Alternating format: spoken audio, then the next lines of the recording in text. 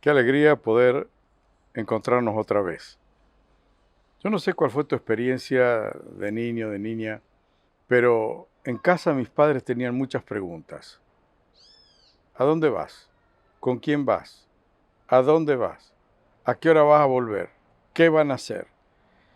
Y ustedes recordarán que esas preguntas molestaban muchas veces. En el colegio también nos hacían preguntas. Y había profesores más preguntones que otros y temblábamos muchas veces, especialmente cuando no habíamos estudiado correctamente. Pero ¿saben que Dios también hace preguntas?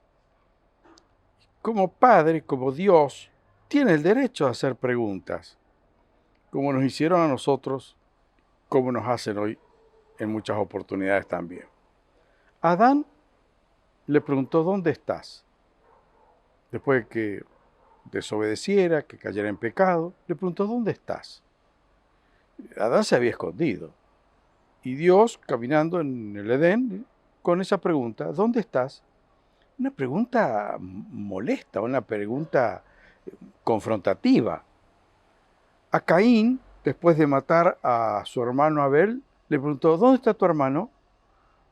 Ustedes se imaginan que no eran preguntas fáciles de responder. Y las respondieron con evasivas o con, "Oh, yo no soy el guarda de mi hermano".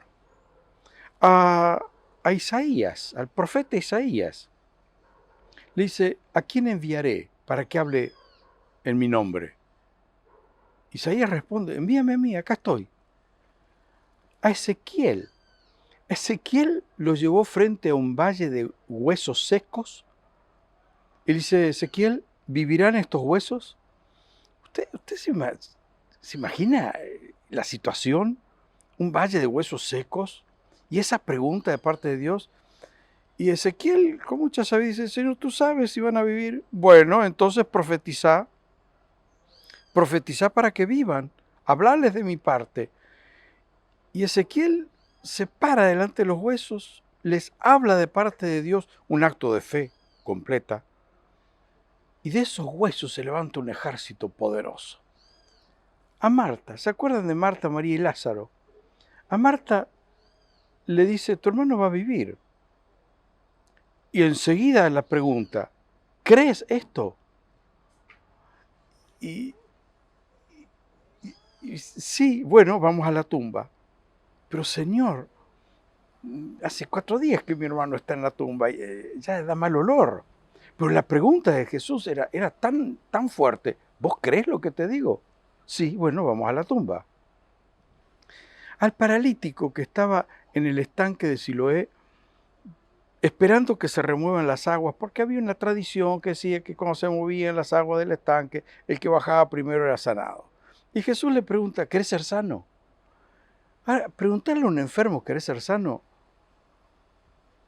Puede ser hasta ofensivo, pero no era una pregunta cualquiera, porque si el paralítico le decía, sí quiero ser sano, en realidad lo que le estaba diciendo era, quiero vivir una vida normal. O sea, si él quería ser sano, ya no podía pedir limosna y tenía que ir a trabajar al campo como todos los demás. Entonces estas preguntas que confrontan de parte de Dios. Pero hay otra pregunta que encontramos en Lucas capítulo 18, versículo 8. Y la pregunta es, cuando el Hijo del Hombre, Jesús, regrese a la tierra, ¿encontrará fe en la tierra? ¿Encontrará fe? Ahora, Dios no pregunta por falta de conocimiento, Él es omnisciente, Él sabe todo. Entonces Él pregunta para confrontarnos, pues cada pregunta de Dios nos enfrenta a la necesidad de una reflexión profunda, íntima, nos enfrenta a la necesidad de tomar decisiones. Cuando venga el Hijo del Hombre, ¿encontrará fe en la tierra? Quiero, en este contexto, dar 3 advertencias muy importantes. La primera, ningún hombre ni mujer debiera tomar livianamente el amor de Dios, ignorando su santidad y su justicia. Dios es amor. Dios te ama. Estés donde estés, seas como seas. Dios te ama. Pero no puedes ignorar su amor desentendido de su justicia y de su santidad. El amor de Dios, la justicia y la santidad van juntos. Entonces te ama, pero Él también quiere obediencia y rectitud en tu vida. Segunda advertencia, ningún hombre debiera ignorar que tarde o temprano tendrá que presentarse delante de Dios. Tarde o temprano tendrás que presentarte delante de Dios. Creas en Él o no creas en Él. ¿Te interesen las cosas de Dios o no te interesen? Porque la palabra de Dios dice, todos tendremos que presentarnos delante de Dios para que Él nos juzgue. Romanos 14, 12. Tercera advertencia. Ningún hombre debiera ignorar que es imposible eludir ese momento. Porque no vas a estar tratando con otro hombre, estarás tratando con Dios. Pero volvamos a la pregunta. Cuando Jesús regrese, ¿hallará fe en la tierra? Y hagámoslo personal. Cuando Jesús regrese, ¿hallará fe en mí? Aquí hay dos temas apasionantes. Uno es el regreso de Jesús y otro es el tema de la fe.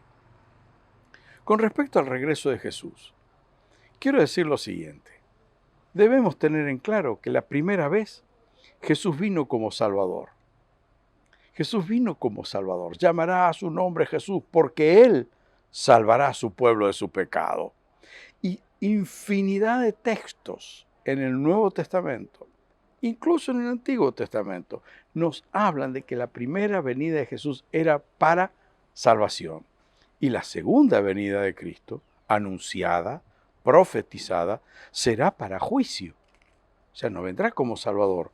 Y leemos en la Biblia, Hechos 1:11, hombres de Galilea, se refería a los apóstoles, y eran los ángeles los que estaban hablando. ¿Por qué están aquí parados mirando al cielo? Jesús fue tomado de entre ustedes, llevado al cielo, pero un día volverá del cielo de la misma manera en que lo vieron irse. O sea, Jesús vuelve en forma personal, en forma visible y en forma física. No es un espíritu, vuelve en forma física, de la misma manera que fue. Y hay otro texto muy claro en el libro de Apocalipsis, capítulo 19, versículo 11, donde dice, vi el cielo abierto y había allí un caballo blanco. Su jinete se llama Fiel y Verdadero, porque juzga con rectitud. El apóstol Juan describe cómo será el momento en que Jesús regrese para ejecutar juicios. Por razón de tiempo no nos metemos de lleno en este tema, creo que lo haré más adelante. Pero entendamos que los juicios de Dios son una expresión de su santidad y su acción en contra del mal, y la base de su juicio siempre será la respuesta del ser humano a la voluntad de Dios. Vuelvo a la pregunta, ¿hallará fe? Creo que estamos viviendo cada vez más cerca del regreso del Señor. Entonces la pregunta se hace más actual. Leemos en 1 Timoteo 4:1, el Espíritu Santo ha dicho, en los últimos tiempos algunas personas dejarán de confiar en Dios. Serán engañados por espíritus mentirosos y obedecerán enseñanzas de demonios. Esto es una característica del último tiempo. Toda enseñanza contraria a la palabra de Dios, por más buena, entre comillas, por más buena que parezca, es una enseñanza engañosa. Si te gusta, hacelo. ¿Quién enseña eso? La falta de límites morales es una de las características de los últimos tiempos. Toda acción contraria a la ley natural y a la enseñanza bíblica te pone en abierta rebelión con Dios. Y podría dar tantos ejemplos de esto, tantos ejemplos. Pero ejemplos que se traducen en familias que se destruyen, ejemplos que se traducen en relaciones que no son bíblicas, no son aprobadas por la Biblia. Ejemplos que se traducen en una toma de derechos que no corresponden. Es profundo el tema. Pero lo que estás aprobando tiene sustento en la Biblia, en la palabra de Dios. Lo que estás haciendo, lo que estás diciendo, lo que estás pensando, tu filosofía de vida está fundada en la palabra de Dios. El tema de la fe está íntimamente relacionado con el reconocimiento de quién es Dios para mí. Y hay solo dos opciones: o Dios es todo o no es nada. No se puede tomar a Dios a medias. O tomo todo o no tomo nada. Dios siempre llamó a definición. Su llamado siempre fue radical. En las páginas del Antiguo Testamento lo encontramos a Josué diciéndole a la gente en Josué 24, 14 y 15, decidan a quién van a servir. ¿Van a servir a Dios o van a servir a los ídolos? ¿A quién van a servir ustedes? Mi casa y yo vamos a servir a Dios. Y Dios te llama a ese tipo de definición. ¿A quién vas a servir? ¿Vas a servir al Dios de la Biblia o vas a servir tus gustos o las filosofías contemporáneas? En Mateo 6:24, Jesús enseñó: nadie puede servir a dos señores, porque ama a uno o aborrece al otro. Si reconozco que Dios es el único digno de ser adorado y obedecido, entonces estaré ocupado en honrarlo como Dios, reconociendo que su voluntad es buena, agradable y perfecta, y es para mi bien. Cuando Jesús regrese, ¿encontrará hombres y mujeres obedientes a su palabra? Cuando Jesús regrese, ¿encontrará hombres y mujeres que obedecen u hombres y mujeres que acomodan el Evangelio según sus gustos y conveniencias? El Evangelio acomodado no es Evangelio. El único Evangelio es el que se revela en la Biblia, la palabra de Dios. Cuando vuelva el Hijo de Dios, cuando regrese Jesús, ¿encontrará una fe genuina en tu vida? La fe bíblica conduce a la adoración a Dios. La fe bíblica produce una devoción hacia Dios, una entrega, una búsqueda intensa de Dios. La fe bíblica se deleita en Dios y en su palabra. La fe bíblica conduce a la obediencia a Dios, porque creo en Él. Y ese creer se traduce en obediencia porque sé que lo que Él quiere y lo que Él pide es para mi bien. La fe bíblica lleva a una vida de rectitud y de santidad.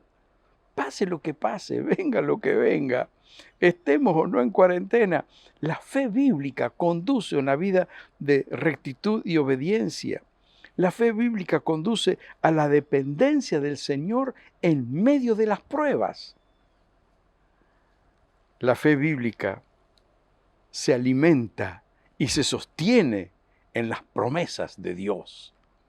Benditas y hermosas promesas de Dios. ¿En qué grupo estarás cuando Jesús regrese? ¿Estarás entre los que tienen fe? ¿Entre los que no se han dejado engañar por mentiras? Déjame leerte el testimonio de David. La fe de los salmistas es tan hermosa. Y en el Salmo 34, David dice: alabaré al Señor en todo tiempo. Interesante, porque cuando él dice esto, estaba fingiéndose como loco porque lo estaban persiguiendo para quitarle la vida. Sin embargo, dice, alabaré al Señor en todo tiempo, a cada momento pronunciaré sus alabanzas. Esta es la fe bíblica, produce a la adoración. Solo en el Señor me alegraré, que todos los indefensos cobren ánimo. Vengan, hablemos de las grandezas del Señor, exaltemos juntos su nombre. Oré al Señor, me respondió, me libró de mis temores. La fe bíblica no te exime de temores, pero te dice qué hacer cuando vienen los temores. Los que buscan su ayuda estarán radiantes de alegría. Ninguna sombra de vergüenza les oscurecerá el rostro. La fe bíblica nunca te avergüenza. Nunca, nunca te avergüenza. En mi desesperación, dice el rey David, oré y el Señor me escuchó, me salvó de todas mis dificultades. La fe bíblica no te exime de dificultades, pero te da el recurso de clamar a Dios, en quien has creído, en quien has confiado, y Dios que es fiel te responde, te levanta, te saca de la situación. Me salvó de todas mis dificultades. El ángel del Señor es un guardián, rodea y defiende a todos los que le respetan. Prueben, mire lo que dice este hombre, prueben y vean que el Señor es bueno. ¡Qué alegría para los que se refugian en Él! Respeten al Señor o teman al Señor, ustedes los del pueblo santo, pues los que temen, los que respetan, temor, respeto, los que temen tendrán todo lo que necesitan. No todo lo que quieren, sino todo lo que necesitan. Hasta los leones jóvenes y fuertes a veces pasan hambre, pero los que confían en el Señor no les faltará ningún bien. ¡Qué bendición! Poner la fe y mantener la fe. Vengan, hijos, escúchenme. Les enseñaré a temer al Señor. Les enseñaré a respetar a Dios. ¿Quieres vivir una vida larga y próspera? Entonces, refrena tu lengua de hablar el mal. No hables el mal. No hables mentiras. Habla verdad, la verdad de la palabra. Apártate del mal, haz el bien, lleva una vida de santidad. Busca la paz y esfuérzate por mantenerla. Los ojos del Señor están sobre los que hacen lo bueno, sus oídos están atentos a sus gritos de auxilio. Qué precioso. ¿En qué grupo estás? Si Jesús regresara en este momento, ¿te encontraría con fe en Él o te encontraría en el grupo que dejó la fe? Quiero invitarte a un paso de definición, a un paso de entrega, de rendición al Señor. Y quiero invitarte diciéndote, vale la pena mantener la fe en el Señor. Es posible que alguno se burle, es posible que te digan que sos un medieval, es posible que te digan que te han lavado el cerebro. Pues yo prefiero que Dios me lave el cerebro y no las mentiras de este mundo. Te invito a que te definas. Voy a hacer una oración y si esta oración se identifica, quiero que la hagas de verdad. Diga, Dios, yo quiero mantener una fe bíblica en mi vida. Oremos. Padre amado, en esta hora quiero pedirte que me enseñes a tener una fe bíblica, a poner mi fe en tu palabra, en tus enseñanzas, a poner mi fe en el Dios único y verdadero, creador del cielo y de la tierra. Quiero pedirte, Dios, que me ayudes a superar toda duda y que me ayudes a tener una fe genuina. Esa pregunta, cuando venga Jesús, ¿hallará fe en la tierra? Me toca, me conmueve. Quiero pedirte que me ayudes. Despierta en mí la fe para creer a tu palabra y a tus promesas. Perdóname por haber dudado. Perdóname por vivir dándote la espalda. Pero ayúdame a empezar una vida nueva. Una vida nueva, perdona mis pecados, límpiame, quiero empezar una vida nueva, una vida de fe en tu palabra y obediencia a tus mandatos. Gracias, gracias por llamarme, gracias por confrontarme con respecto a la fe. Ayúdame a tener una fe bíblica. Amén. Que Dios te bendiga y no tengas temor, porque los que confían en el Señor nunca serán avergonzados. Que Dios te bendiga y hasta pronto.